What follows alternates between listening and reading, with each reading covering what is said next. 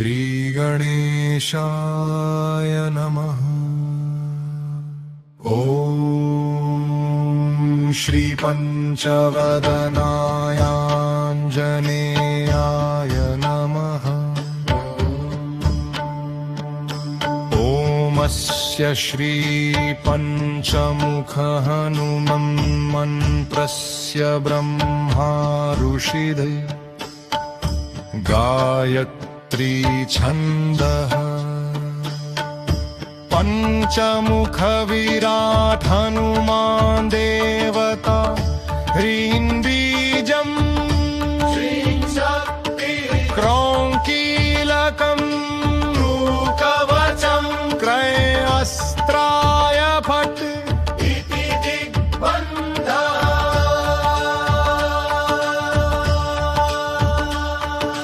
श्रीगरुड उवाच अथ ध्यानं प्रवक्ष्यामि शुरु सर्वाङ्गसुन्दरी। यत्त्वम् देवदेवेन ध्यानं हनुमतः प्रियम्। पञ्चवक्त्रं महाभीमं त्रिपञ्चनयनैर्युतम् बाहुभिर्दशभिर्युक्तं सर्वतमार्थसिद्धिदम्। पूर्वं तु वानरं वक्त्रं कोटिसूर्यसम्प्रभम् दंष्टाकरालवदनं भ्रुकुटीकुटिलेक्षणम्। अस्यैव दक्षिणं वक्त्रं नारसिंहं महाद्भुतम् अत्युग्रतेजो वपुषं भीषणं भयनाशनम्। पश्चिमं गारुडं वक्त्रं वक्रतुण्डं महाबलं सर्वनागप्रशमनं विषभूतादिकुन्तरम्।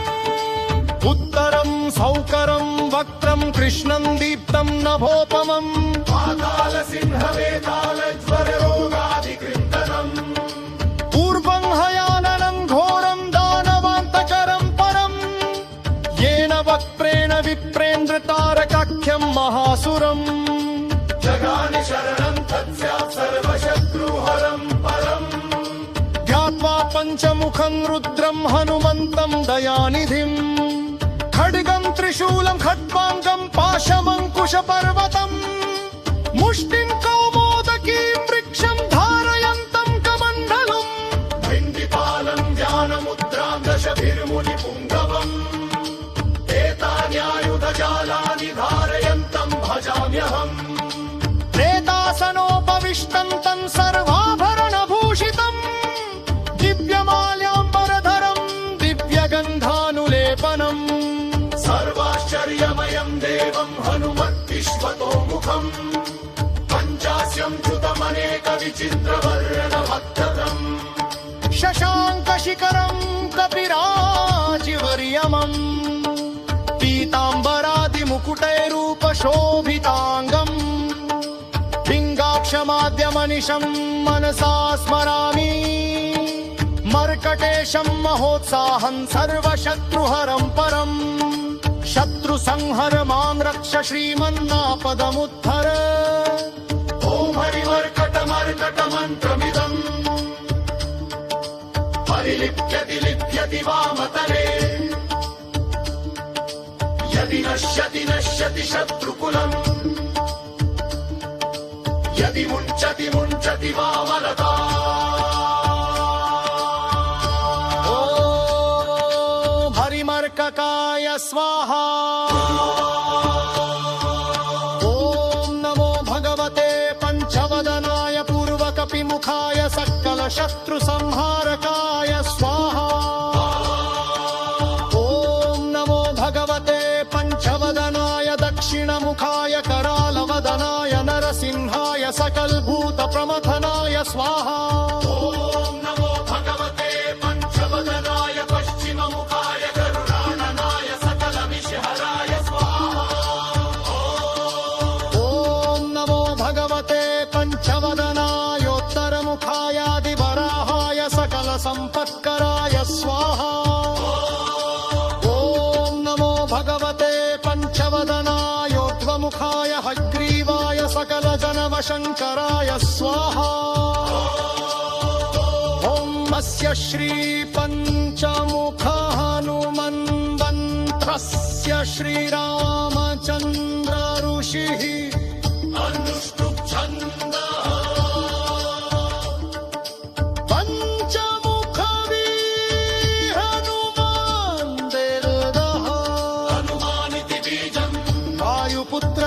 शक्तिः अञ्जनी सुतरिति कीलकम् श्रीरामदूत हनुमत्प्रसाद सिद्धर्थे जपे विनियोगः अतिरिष्टादिकम् वेन्दसे ॐ पन्दरीसुजाय अन्दुष्ठाभ्यां नमः ॐ विद्मोदये तनुसविघ्नां नमः ॐ वायुपुत्राय मध्यमाभ्यां नमः वन्नतत्त्वाय अननिकाभ्यां नमः ॐ रामदूताय बलिष्ठिचाभ्यां नमः ॐ पञ्चमुखानुमते करकन्नरपुष्पाभ्यां नमः विधिकरिन्यास ॐ पन्दरीसुताय विनयोक्त नमः ॐ पुत्रोत्पदे शिरसः स्वाहा ॐ पालुपुत्राय सिद्धमने वसति ॐ वह्निवर्माय कवचाय नमः ॐ नामधूताय दीप्तर्वयाय कौशलम् ॐ पञ्चमुखानुमते हस्ताय पदम् पञ्चविवरमते स्वाहा इति दिग्बन्ध